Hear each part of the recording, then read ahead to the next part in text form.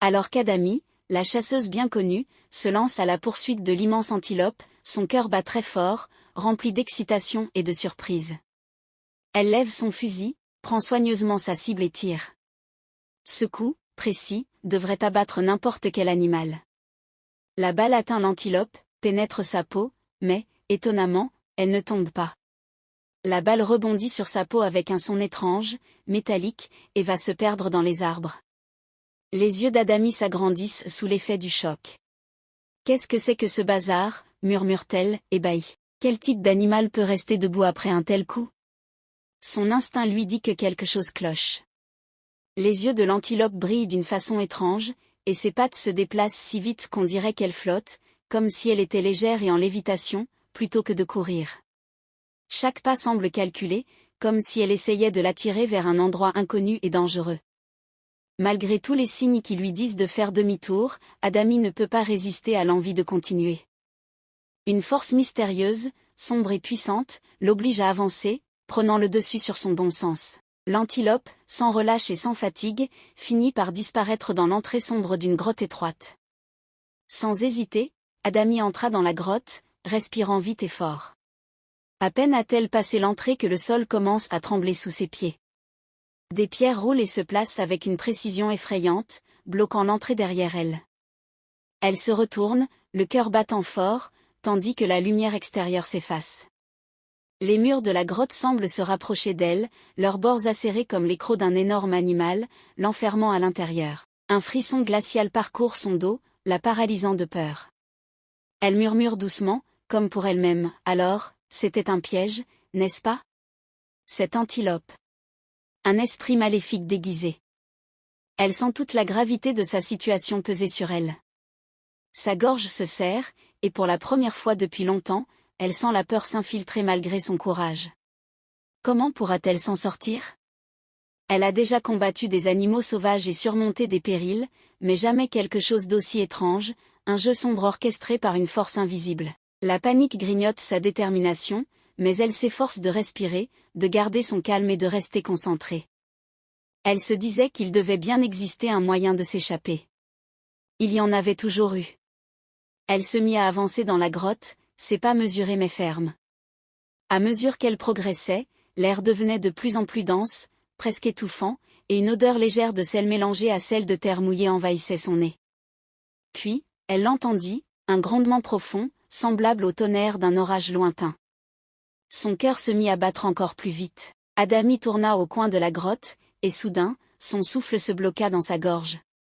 Là, dans l'ombre de cette lumière diffuse, se dressait une vision presque irréelle, une sirène clouée à un arbre par une flèche. Les écailles de la créature brillaient faiblement sous une lumière venue d'on ne sait où, et bien que la douleur obscurcisse son regard, elle était bel et bien vivante. Le cœur d'Adami s'emballa. Comment une sirène pouvait-elle se retrouver ici, dans une grotte, loin de toute mer ? Et cet arbre, comment pouvait-il pousser dans un endroit si fermé, entouré de roches ? D'une voix tremblante, elle murmura pour elle-même, « Quelle est cette folie ? Qui aurait pu être assez cruel pour emprisonner une telle créature ici ? Et depuis combien de temps ?» Avant qu'Adami ne puisse saisir pleinement la situation, une voix faible et rauque rompit le silence. « S'il vous plaît. Aidez-moi. Cela fait 25 ans que je suis ici. Je vous en supplie, je suis en train de mourir. » Adami fit un pas en arrière, hésitante, son esprit envahi de questions et de doutes. « Je ne peux pas te sauver sans comprendre. Qui es-tu ? Que as-tu fait pour mériter cela ? Qui t'a infligé ce sort ?» Les yeux de la sirène brillèrent d'un mélange de désespoir et de déception. Elle avait espéré que son salut était enfin venu en voyant Adami, mais elle se retrouva face à la méfiance. Le temps pressait, elle sentait ses forces la quitter. Pourtant, elle savait qu'elle devait expliquer son histoire, convaincre cette étrangère de lui venir en aide. Alors, d'une voix brisée, elle commença son récit. Dans un village lointain, perché au bord d'une vaste mer mystérieuse, vivait un homme nommé Okini. Cette mer était réputée être une porte vers l'inconnu, et il se murmurait souvent que des visiteurs d'un autre monde venaient s'y mêler aux hommes, prenant apparence humaine. Malgré le mystère qui enveloppait le village, la vie d'Okini, elle, était d'une simplicité tragique. À 30 ans, Okini est pauvre, mais ce n'est pas faute d'avoir essayé. Chaque matin, il se lève avec le soleil et travaille sans relâche. Tantôt il aide les pêcheurs, tirant les filets lourds de poissons, tantôt il est dans les champs, ses mains dures brisant la terre. Malgré tous ses efforts, il gagne si peu que cela suffit à peine à le nourrir, sans parler de construire un avenir. Sa vie semble marquée par une malchance que personne ne comprend. Dans le village, on se moque de lui en silence. Les femmes le regardent de haut, refusant d'épouser un homme qui n'a rien d'autre à offrir que ses mains fatiguées et ses poches vides. Les hommes, eux aussi, rient dans son dos, se moquant de ses habits usés et de ses rêves qui, à leurs yeux, semblent sans espoir. Chaque jour, Okini ressentait le poids des jugements du village, les murmures lui parvenant comme des piqûres de sable dans le vent. Sans femme ni famille, il cherchait souvent la paix au bord de la mer. Là, assis sur les rochers abîmés, il se perdait dans ses pensées, son regard fixé sur l'horizon infini. Le bruit régulier des vagues reflétait sa propre vie, un mouvement constant, mais sans résultat. Il restait là des heures, observant le soleil se fondre dans la mer, admirant la force brutale de la nature, tout en luttant intérieurement contre la tristesse qui lui pesait sur le cœur. Un soir, alors que les rayons dorés du coucher de soleil illuminaient l'eau, Okini s'assit sur son rocher habituel, plongé dans ses pensées. Ce soir-là, il se sentait plus seul que jamais, écrasé par une solitude grandissante. Puis, soudainement, il sentit une main douce lui tapoter l'épaule, le tirant de sa rêverie. Surpris, il se retourna et découvrit une femme qu'il n'avait jamais vue auparavant. Elle était d'une beauté envoûtante, avec des yeux profonds remplis de sagesse et une peau qui luisait doucement dans la lumière du crépuscule. Elle paraissait jeune, pas plus de 26 ans, mais sa présence dégageait une aura ancienne, comme si elle portait les expériences d'une vie entière. Intrigué, Okini demanda d'une voix hésitante, « Qui êtes-vous » ? « Je suis une étrangère ici, » répondit-elle, sa voix douce comme une brise marine. « Je m'appelle Mamiwata. Je viens d'un pays lointain, et je suis arrivée récemment dans ce village. Je n'ai ni amis, ni famille, ni travail ici. J'ai pensé que nous pourrions peut-être nous entraider. J'ai entendu dire que vous êtes un homme travailleur, et moi aussi, je cherche un moyen de subvenir à mes besoins. » Okini, avec sa simplicité et sa générosité naturelle, ne se montrait jamais méfiant envers ceux qui semblaient avoir besoin d'aide. Il la regarda avec bienveillance, sans poser de questions supplémentaires, acquiesça. « Ce n'est pas un problème. Nous pouvons travailler ensemble et partager ce que nous gagnerons. » Au fond de lui, Okini se demandait pourquoi une femme aussi gracieuse et belle l'avait abordé. Mais il mit rapidement cette pensée de côté, se disant que la vie était pleine de mystères et que des inconnus se croisaient souvent de façon inattendue. Il avait toujours choisi de donner sans rien attendre en retour, même si cette générosité ne lui avait jamais vraiment rapporté. Cette idée continuait de trotter dans la tête d'Okini. On dit souvent que l'argent est la source de tous les maux, mais quand il apparaît, il révèle qui l'on est vraiment. Peut-être était-ce un signe du destin, un mystère qu'il n'avait pas encore percé. Le lendemain matin, aux premières lueurs du jour, un léger coup retentit à la porte de sa petite hutte. C'était Mamiwata. Elle se tenait là, avec une expression calme mais déterminée, prête pour le travail. Ensemble, ils partirent vers les vastes champs du chef du village. Sous un soleil brûlant, ils travaillaient en harmonie, leurs mains s'activant à l'unisson pour défricher les terres et récolter les produits de la terre. Ce jour-là, au moment du paiement, quelque chose d'inattendu se produisit. Le chef remit à Okini une somme bien plus importante que tout ce qu'il avait jamais reçu. Les doigts rugueux d'Okini hésitèrent sur les pièces, son esprit troublé. « Le double de mon salaire habituel, pensa-t-il. » Il faillit poser des questions, mais préféra chasser ses doutes, mettant cette générosité sur le compte de la chance. Après tout, il avait vraiment besoin de cet argent. Sans s'attarder sur sa surprise, Okini partage la somme avec Mamiwata, et ils se séparent. Pourtant, la fois suivante, ils reçurent à nouveau une somme bien plus élevée que d'habitude pour le même travail. Jour après jour, semaine après semaine, ce phénomène se répète, et bientôt, Okini accumule assez d'économies pour s'offrir quelque chose qu'il n'avait fait qu'imaginer, son propre bateau, solide et robuste, prêt à affronter cette mer qu'il contemplait souvent avec rêve. Le changement dans sa vie ne passe pas inaperçu auprès des villageois. Ceux qui se moquaient de ses habits usés et de son visage fatigué murmuraient maintenant avec envie, s'interrogeant sur la raison de cette transformation soudaine. Elle savait qu'Okini n'avait pas encore à affronter l'épreuve ultime. Malgré toute la bonté et l'humilité qu'il avait montrée dans ses jours de pauvreté, le véritable caractère ne se révélait qu'en temps de crise. Elle attendait patiemment, car l'heure de vérité d'Okini approchait. Un jour, sans avertissement, le ciel s'assombrit et se chargea de nuages menaçants. Ce qui avait commencé comme une journée paisible bascula rapidement dans le chaos. De lourds nuages noirs tourbillonnaient au-dessus du village, masquant le soleil. Le vent se mit à hurler, et la mer, habituellement calme, devint furieuse. Les vagues, immenses et effrayantes, frappaient le rivage, tandis qu'une tempête d'une violence inouïe s'abattait sur le village. Les bateaux d'Okini, symbole de sa richesse et fondement de sa prospérité, furent détruits par les vagues impitoyables. Ces hommes, épuisés et terrifiés, rentrèrent avec de sombres nouvelles, incapables de lutter contre la puissance déchaînée de la nature. La mer, autrefois si généreuse, semblait désormais s'être retournée contre eux. Là où régnaient autrefois les bancs de poissons, il n'y avait plus qu'un vide inquiétant. Comme frappée par une malédiction invisible, la mer restait silencieuse, refusant de livrer le moindre poisson à ceux qui osaient y plonger leurs filets. Au début, Okini garda son calme. Il avait connu des revers et tenta de rassurer ses travailleurs. Une fois que la tempête sera passée, nous reconstruirons, leur dit-il, convaincu que les eaux redeviendraient accueillantes.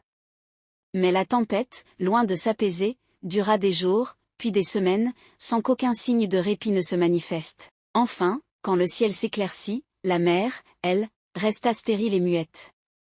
Refusant de se laisser abattre, Okini se lança dans la construction de nouveaux bateaux, chaque projet plus coûteux que le précédent. Il était déterminé à restaurer sa fortune, à redevenir l'homme prospère qu'il avait été. Mais chaque tentative en mer tournait au désastre. Les navires s'enfonçaient, engloutis par les eaux qui, autrefois, l'avaient porté vers la richesse. Peu à peu, ces échecs en série plongeaient Okini dans un désespoir profond. Les pertes étaient immenses, et chaque naufrage semblait emporter avec lui un peu plus de son espoir et de sa force. Sa richesse, qui lui paraissait inépuisable, diminuait rapidement sous ses yeux. Dans le village, les rumeurs commencèrent à circuler. Ceux qui autrefois admiraient Okini parlaient désormais de sa malchance en chuchotant. Sa chance l'a quitté, disaient certains. Les esprits de la mer sont mécontents, murmuraient d'autres. La chance avait tourné, et les villageois, autrefois admiratifs, le regardaient désormais avec pitié et méfiance. Au fil des semaines, la situation d'Okini s'aggravait.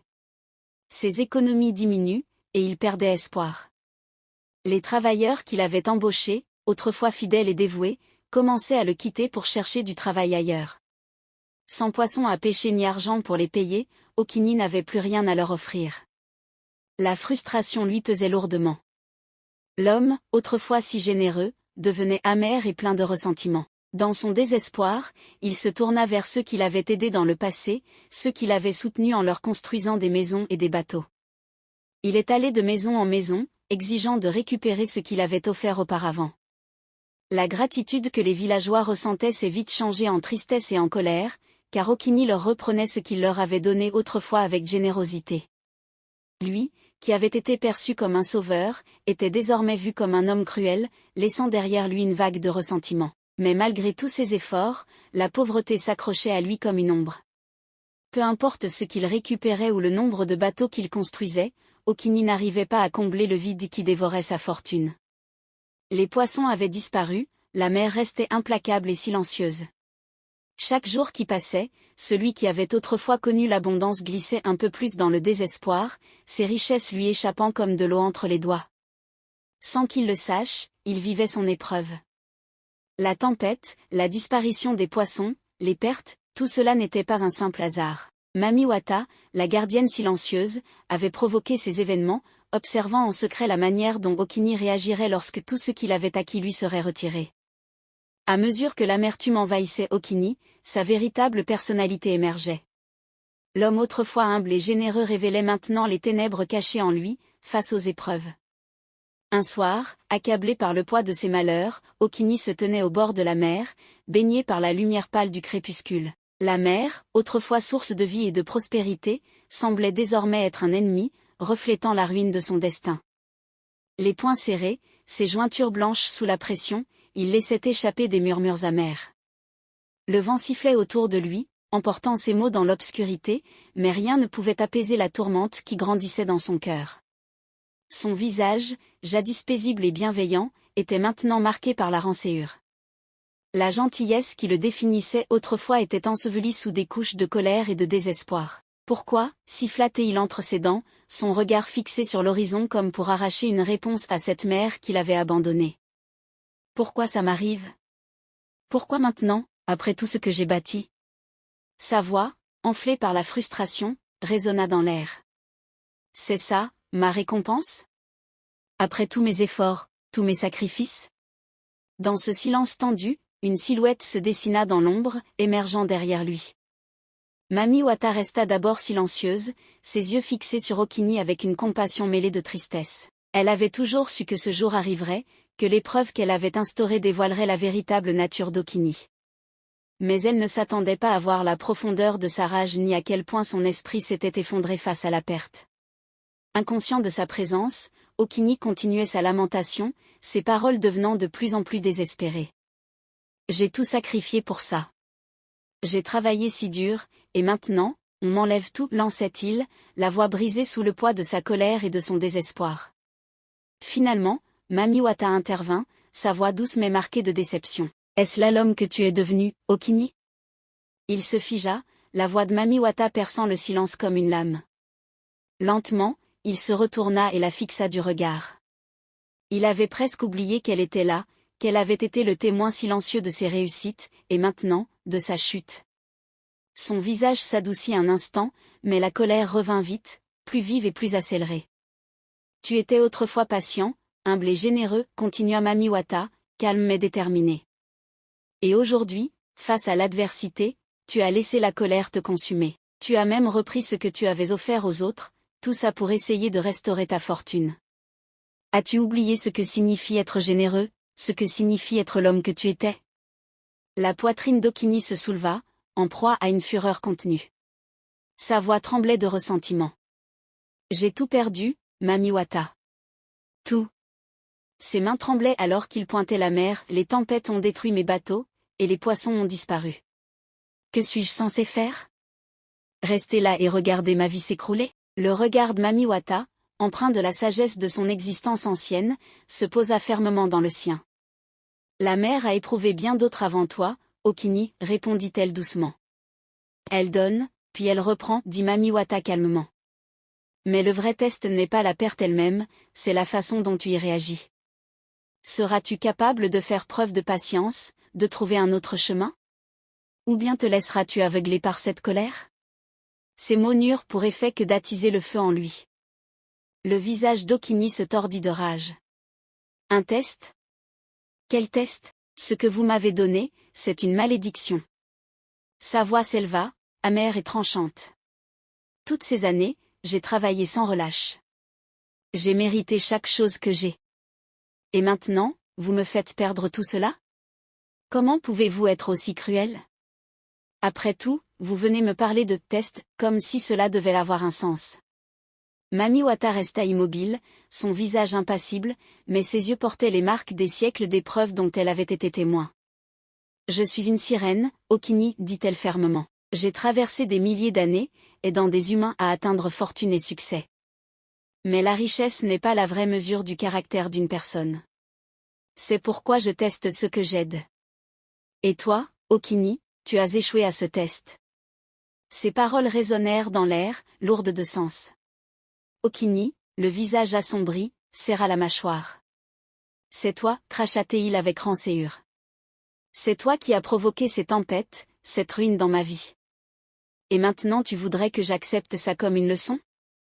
J'ai une famille, Mami Wata.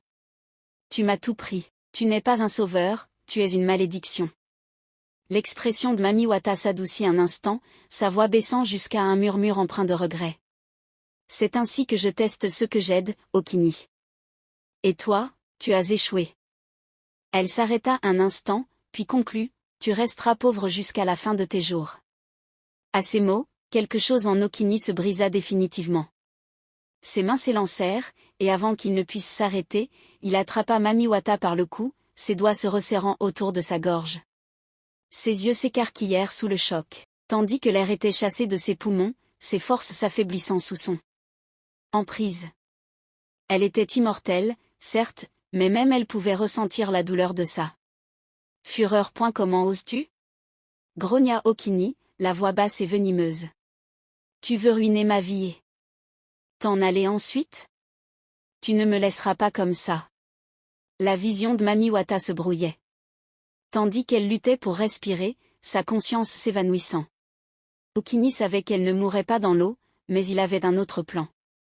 Avec un calme inhabituel, il traîna son corps mou jusqu'à une grotte voisine, en marmonnant d'anciennes paroles. Des incantations qu'il avait apprises des chamans locaux. L'air à l'intérieur de la grotte s'épaissit d'une énergie sombre, tourbillonnant autour d'eux, tandis qu'Okini plaçait son corps contre un arbre apparu dans l'ombre. D'un geste rapide, il brandit une flèche ornée d'un charme et la décocha dans sa poitrine. La flèche s'enfonça profondément dans son flanc, et Mamiwata, dans son état de faiblesse, ne put l'arrêter. Son corps s'affaissa contre l'arbre, sa forme de sirène. Mamiwata, cloué à l'arbre, se retrouve désormais piégée, suspendue entre sa forme humaine et la malédiction de la mer. Elle tenta de bouger, mais la flèche la maintenait fermement en place. Voilà ta punition, siffla Okini d'une voix empoisonnée, pour tout ce que tu m'as pris. Ici, tu ne trouveras ni paix ni échappatoire. Il se pencha, la regardant avec un mélange de rage et de satisfaction. Personne ne viendra te sauver. Seul moi, ou mon sang, pourrait te libérer. Mais avant ça, tu pourriras ici, prisonnière. Alors qu'il tournait le dos pour quitter la grotte, Mamiwata ouvrit lentement les yeux. La douleur se répandait en elle, la flèche enchantée pulsant de magie noire, l'affaiblissant chaque instant davantage. Elle regarda Okini s'éloigner, incapable de le retenir. Peu à peu, son corps reprit sa forme de sirène, ses écailles perdant leur éclat, sa vitalité s'étiolant. Elle resterait ainsi, piégée pour un siècle, à moins que quelqu'un ne vienne la libérer. Sinon, la douleur finirait par la consumer. Okini sortit de la grotte sans un regard en arrière, l'âme alourdie par la malédiction qu'il venait de sceller. Sa vie, autrefois comblée, n'était plus qu'un souvenir, tout comme la fortune qu'il avait jadis accumulée. 5 ans après sa chute, la mort mystérieuse de sa femme plongea davantage Okini dans les ténèbres. Bien qu'il n'en parlât jamais à voix haute, la culpabilité le rongeait en silence, chaque nuit. Au fond de lui, il craignait que cette mort soit liée à la malédiction qu'il avait déclenchée en emprisonnant Mamiwata contre cet arbre. L'esprit de sa femme restait ancré dans son esprit, un spectre silencieux hantant chacune de ses pensées. Après son départ, Okini prit sa fille, Adami, et quitta le village qui avait autrefois été son royaume. Il chercha refuge ailleurs, mais ses efforts acharnés ne portaient plus de fruits. Peu importe combien il travaillait, la richesse semblait toujours lui échapper, comme si le destin avait définitivement scellé sa ruine. Pourtant, Okini, amer et rempli de regrets, voulait transmettre une leçon à sa fille, une leçon forgée dans la souffrance. Il lui répétait souvent, « Adami, ne compte sur personne en ce monde. Les gens sont cruels. Construis ta propre richesse, et n'attends rien des autres. Quoi qu'il arrive, n'abandonne jamais ta confiance en toi-même et en Dieu, avec lui on peut tout. » Ces paroles, dures comme de l'acier, portaient le poids de ses années de désillusion. Mais il y avait un secret qu'Okini n'a jamais partagé avec sa fille.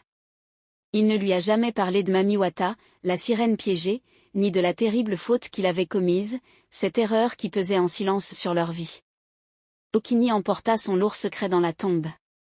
15 années s'écoulèrent, et lorsqu'il mourut à son tour, Adami fut dévastée, le cœur brisé par le chagrin.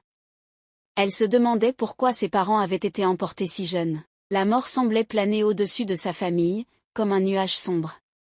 Bien que Adami ne sache rien de la malédiction que son père avait provoquée, un pressentiment la tourmentait.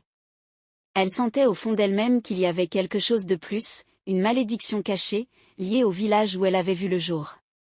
Pensez-vous qu'Adami aurait dû se méfier de la sirène ou lui faire confiance? Que feriez-vous si vous découvriez une créature mythique en détresse?